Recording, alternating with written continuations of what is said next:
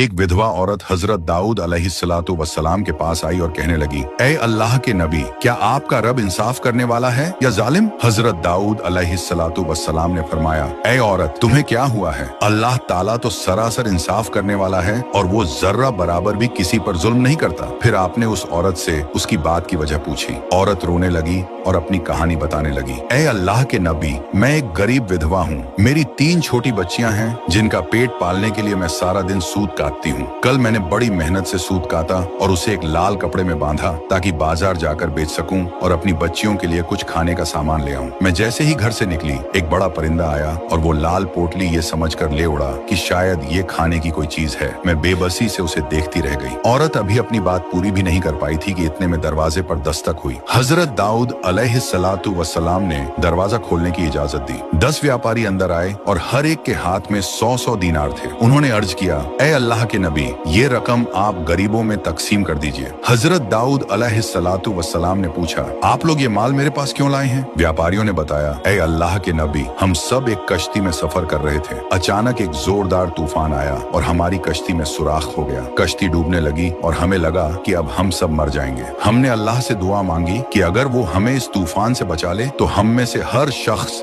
100-100 दीनार सदका करेगा। एक व्यापारी ने मजीद कहा, जब पानी तेजी से कश्ती में भर रहा था और हमारे पास सुराख बंद करने के लिए कुछ नहीं था तो अल्लाह ने हमारी मदद की। अचानक एक बड़ा परिंदा हमारे ऊपर से गुजरा और उसने अपने पंजे में पकड़ी हुई एक लाल पोटली हमारी कश्ती में फेंक दी। हमने जल्दी से वो पोटली उठाई, उसमें सूत था। हमने फौरन उस सूत से सुराख बंद किया और पानी निकालने लगे। थोड़ी देर बाद तूफान रुक गया और यूं अल्लाह ने हमारी जान बचा ली। अब ये सदके की रकम है जो हम आपके पास लाए हैं ताकि आप इसे उसके हकदार तक पहुंचा दें। ये सुनकर हजरत दाऊद अलैहिस्सलातु वस्सलाम ने उस विधवा औरत की तरफ देखा और फरमाया, ऐ औरत, तेरा रब खुशकी और समुंदर में तेरे लिए कारोबार कर रहा था और तू उसे जालिम कह रही थी। फिर आपने वो सारे दिनार उस खातून को दिए और फरमाया, जाओ, ये अपने और अपनी बच्चियों के लिए खर्च करो।